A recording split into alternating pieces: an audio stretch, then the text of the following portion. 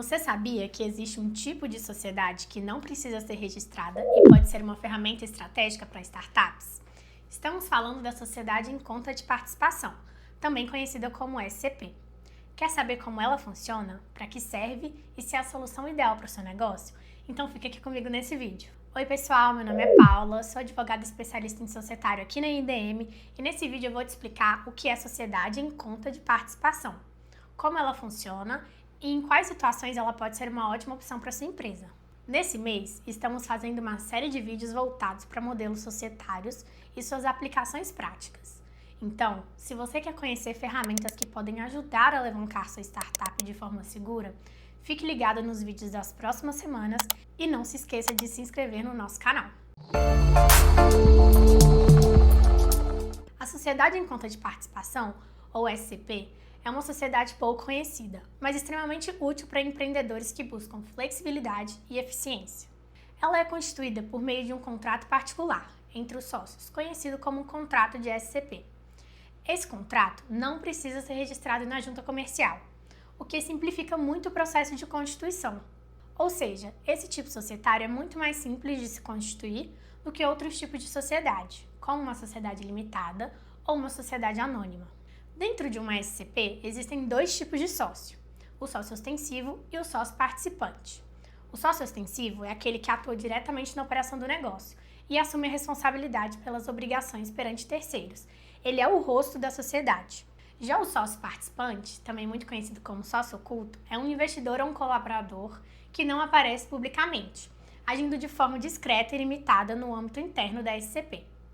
Esse sócio participa dos resultados do negócio, sejam lucros ou prejuízos, mas não tem responsabilidade direta pelas obrigações das sociedades com o terceiro. Por não ser registrada, a SCP não possui personalidade jurídica própria. Isso significa que, juridicamente, ela não é uma pessoa ou uma entidade separada, como acontece com a sociedade geralmente. Por isso, toda relação com terceiras é feita exclusivamente pelo sócio ostensivo, que é o responsável legal e público pela SCP. A ausência de registro também traz uma grande vantagem. Ela não precisa seguir as mesmas formalidades legais, como a elaboração de um contrato social ou de publicações oficiais. A SCP é usada principalmente em situações específicas. Um exemplo clássico é quando uma startup quer captar recursos de investidores sem comprometer toda a estrutura societária principal da empresa. Agora imagina que você está desenvolvendo um projeto inovador e precisa de capital para colocá-lo em prática. O investidor, como sócio participante, pode aportar os recursos necessários, mas sem se tornar um sócio da sua empresa principal. Ele participa ali apenas dos resultados daquele projeto específico, que é a SCP, e não do negócio como um todo, que é a sua empresa principal.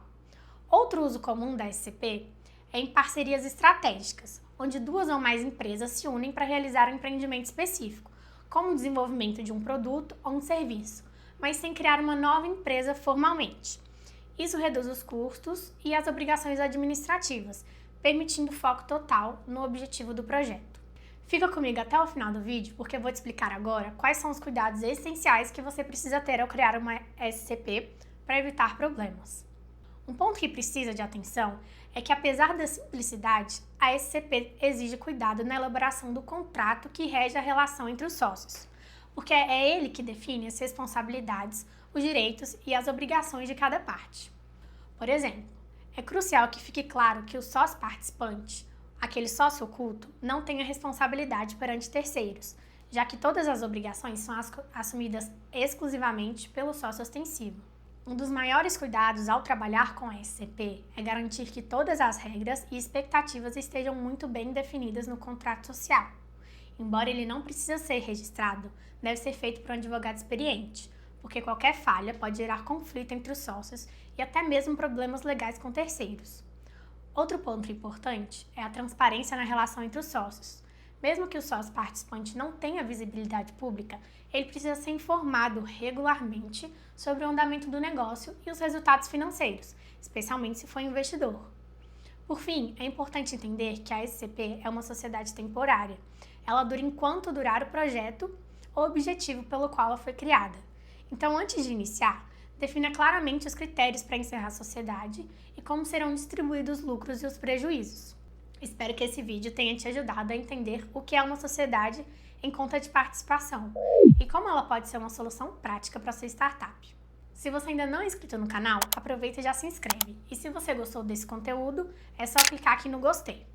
Você já conhecia a SCP ou ficou com alguma outra dúvida? Conta aqui pra gente nos comentários. Se quiser falar com um de nossos especialistas, é só clicar no link que vamos deixar aqui na descrição. Até a próxima!